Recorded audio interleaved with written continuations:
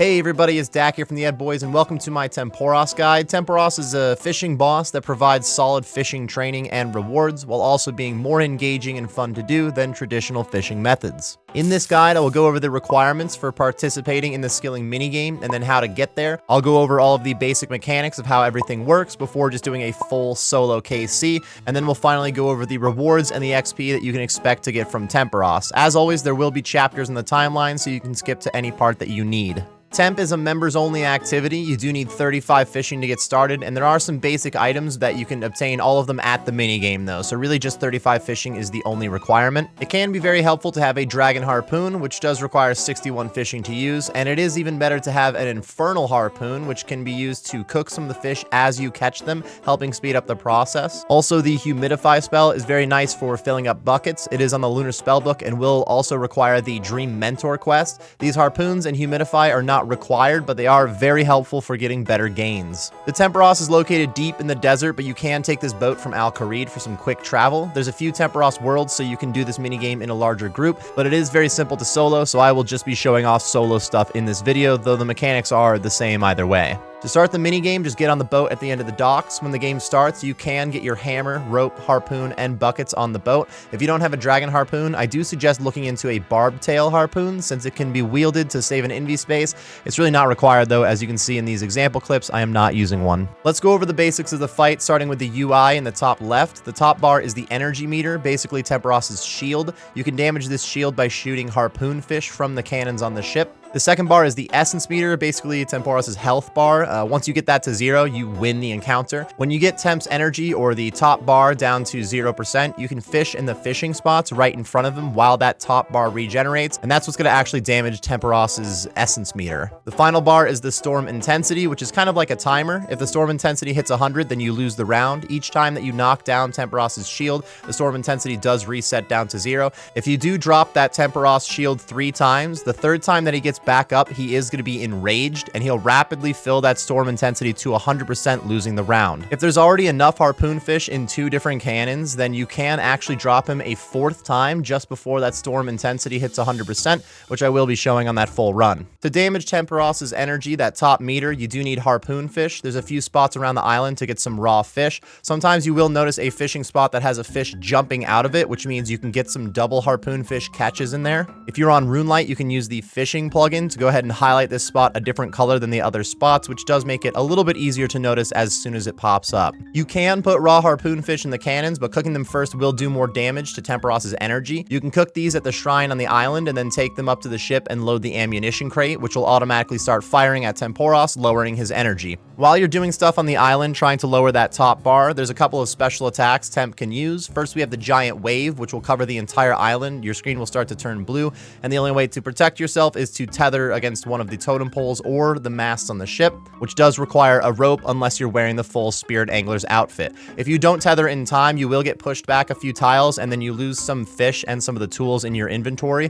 Whether or not you get hit by the wave, it can damage the totem pole or the mast, which you can just click on to repair as long as you have a hammer in your inventory. There's also a lightning attack that'll draw in some clouds, which will strike lightning and start a few fires on the island. You can put these fires out with a bucket of water. Over time, the fires will spread, so it can be important to keep them in check, but also kind of letting the fires spread a little bit is nice for some extra points, which I will be showing in that full run coming up. And then finally, Temp can use a little torrent on the cannon, which will cause the cannon to not fire for a few ticks, and it'll stun you for just a moment if you get hit by it. You can dodge it by just stepping back, but it's not that big of a deal to get hit by this one. All 3 of these special attacks that Tempoross is sending at you don't do any damage to you, so you are safe, and they will not happen while his energy is 10% or less. So if you just kind of hang out at that 10% or less mark on the top bar, you can use that to your advantage to get some extra fish without having to deal with more special attacks. Let's go ahead and put all of this together into a full run. As the round begins, I'm running off the boat to go ahead and start fishing some harpoon fish. I really just need 17 harpoon fish to get started to get this energy under 10%, but we're going to fill up the inventory first. As you can see right now, the energy is just ticking up to 100, and then that's when the game will actually like start. So for now, I'm just catching a few harpoon fish, then I'm going to go cook them. Once that energy hits 100, it's not going to be that long after before a double spot shows up, and I don't want to have my inventory already full from the single spot if I could spend a little bit more time fishing from the double spot. Once I see that double spot, I'm going to go ahead and fill up the rest of my inventory and then start cooking them even more. As I get to the point that I'm cooking, the first giant wave shows up, so I just go click on the mast and protect myself from that, and then go ahead and continue cooking. I only need 17 cooked fish to get down under that 10% energy and stop the special attacks from happening, so I don't cook the full inventory. I just get up to 17 and then quickly head up to the cannon. I put just those cooked harpoon fish in there. That's going to stop the energy at 4%, and then I have a little bit of time to catch some extra fish while this storm intensity still builds up. That lightning special attack did happen, so there's a couple of fires on the island. It would have been a little bit better if I don't douse all of the fires over by this double harpoon fish spot, or try to keep a couple on this side of the island, but overall it turns out that I doused all the fires here, so I won't be doing as much fireman method until like the next shield down when we go to the other side of the island. So at this point, I'm catching as many fish as I can. I would need another 19 cooked fish to be able to set up for the next set of cannons, and I do get to that point before the storm intensity gets too high. Now, if the storm intensity reaches like 90 to 93% and I still haven't refilled up my inventory, doesn't matter. I just got to head up to that cannon ammunition and at least put one more cooked harpoon fish in there. If you continue to put harpoon fish in there, you'll notice that the cannon shoots one extra harpoon fish before it stops. That's why you need 19 total fish, is the one more to drop the shield, the one extra that it shoots, and then the 17 fish that you'll need for the next shield down. So I put all those fish in there, and then for the little bit of time that I have left, I do a little bit of fishing from the spirit pool to go ahead and knock down a little bit of Tempoross's health. Once that energy reaches 100 again, we are now on the second phase, and you'll notice that the cannon starts to shoot those harpoon fish that I already put in there, which should settle me up right at about 4% energy. If I put one too few, I could be right at 10% energy, and that would still work for not letting these special attacks happen. This time I fill up with another 19 cooked harpoon fish for the next shield down, but instead of just putting them right into the cannon, I do drop those fish off on deck, grab a few extra buckets, and we're going to go play firefighter for a little bit while we have some time on this storm intensity. Putting out those fires can be very solid for getting more points and more permits. It's not necessarily better for fishing XP, to be fair, but it does count up points fairly well. And we had a little bit of extra time waiting for the storm intensity anyways. I just got to make sure to get back to the boat and put at least one more harpoon fish in the cannon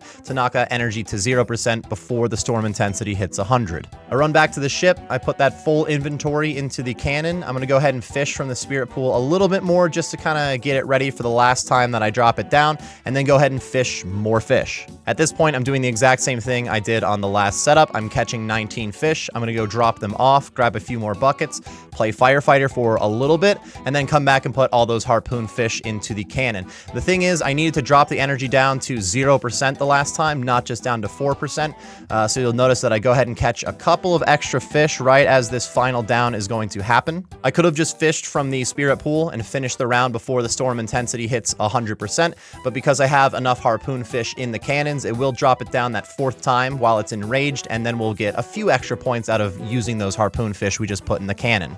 So Tempoross drops down that fourth time while he's enraged because we had enough fish in there. I go over to the spirit pool, finish doing the damage to him, and we'll see the round ends. We got a 13 permit round. Took me a little over 13 minutes on this one, which is a little bit slower than the round prior to it, but it's still about 1 permit per minute, which is a pretty solid rate overall. And in general, fairly low effort to complete a full solo run.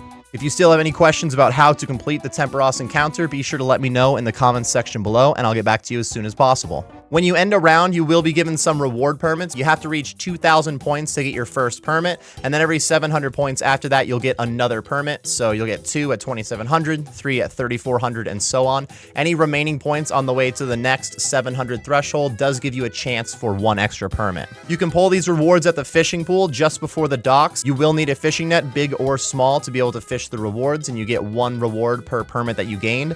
You can get a small net from just talking to the spirit angler that's sitting right next to the reward pool. You mostly get fish, and the fish that you get does depend on your fishing level. Higher fishing level is better, so it's a good idea to wait until you have 81 fishing at least to be a little bit more efficient when you pull those rewards, which is not a big deal because you can stack up to 8,000 rewards before you have to pull them. There are some uniques that you can get in here. It's not just regular fish. First of all, we have spirit flakes, which are a pretty common drop. If you have them in your inventory while you're fishing, you do have a 50% chance to catch double fish. This doesn't work at Tempoross, the fishing trawler, or drift net fishing. You can also spend the flakes flakes to upgrade your angler's outfit into a spirit angler's outfit, which is mostly cosmetic, but you also don't have to bring a rope with you to tether to the mast or the pole during a Tempoross run. And finally, you could use 3,000 spirit flakes on a heron pet to turn it into a blue heron. Another common unique is soaked pages at a 1 in 20 drop. These can be used to charge up the Tome of Water, which we'll come back to in just a minute. You can also get the fish barrel from the rewards pool at a 1 in 400 rate. This barrel can be used to carry raw fish. You can right click and open the barrel so that it'll automatically fill up with fish, and then you can empty it only at a bank or a deposit box. If you already have a fishing barrel and you hit that 1 in 400 drop another time, you will instead get 25 soaked pages. The tackle box is another 1 in 400 drop. You can store fishing tools in the tackle box along with like your angler's outfit and other fishing things,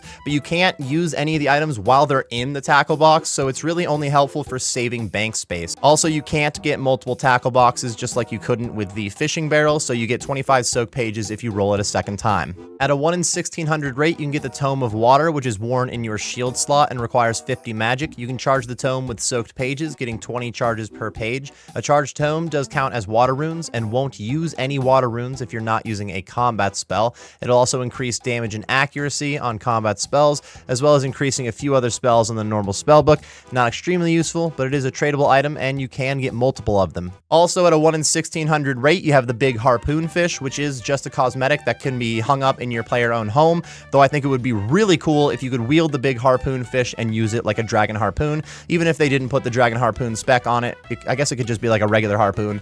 Let us use it. Finally, there is the Tempoross pet. The tiny tempor is the only time that I pronounce tempor correctly, and a very rare pet at a 1 in 8,000 rate, though you can also get a dragon harpoon from the rewards pool, also at a 1 in 8,000 chance. Overall, the loot per hour doesn't add up to a lot of GP. The average loot for the level 81 pool is about 6.8k per permit at the moment, and at 50 to 60 permits an hour, which would be a good pace, that's like 375 to 400k GP an hour. The XP rates are really not that bad. It's not the best fishing XP in the game, but it's solid rates for also being more engaging than other fishing methods. You're also getting cooking XP, so it's very nice for leveling multiple skills because you only need one cooking to get started here, so you can start off your cooking level pretty easily, as well as you'll get some construction XP whenever you're fixing the totems or the mast. Tempoross is a lot more fun fishing training than just traditional methods, while also adding some fishing rewards into the game that are interesting to use, like that fish barrel. It's a solid method for XP an hour from 35 all the way to 99, so you can send Tempoross for basically all of your fishing gains. Thank you very much for watching the guide, me boyos. If you got some useful information, be sure to like and subscribe for more content, and best of luck on your fishing gains.